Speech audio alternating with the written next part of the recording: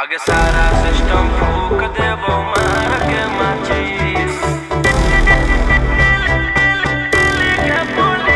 Vicky Vox.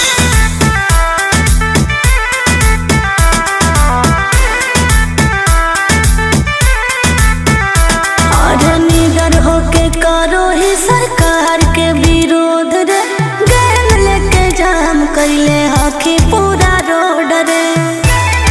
बोलो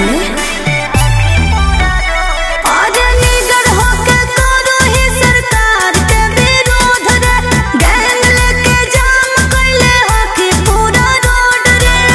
रही है यो लाट नहीं तो धर के देता मीस। आगे सारा सिस्टम फूक देबो मार के माचिस। हाथ जला गई तो हमारा दिल के पुलिस। अच्छा लाठी जब चलाई तो पगली दिल के पुलिस।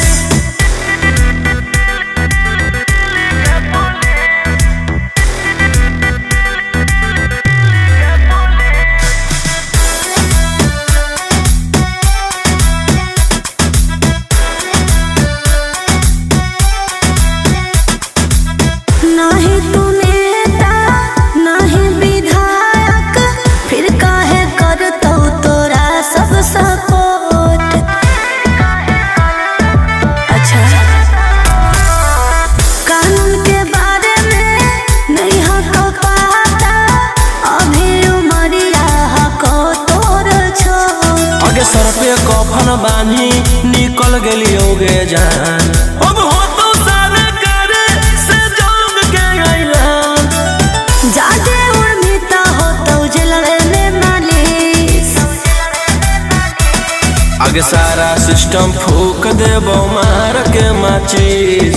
हाथ जला गई तो हमारा दिल के पुलिस।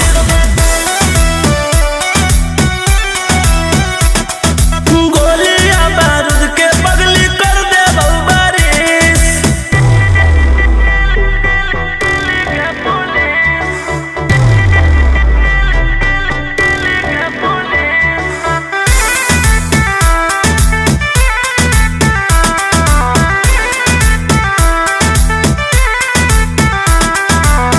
राजा रोशना मन जो कहाना, अभियो से छोड़ दे हथियारा रे।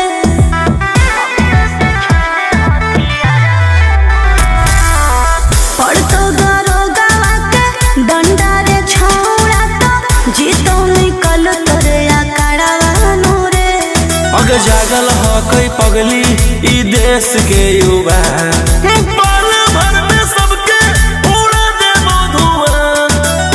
ऐसन गलती करी हो ना रोहिया मनीष। आगे सारा सिस्टम फूक देबो मार के माचिस। हाथ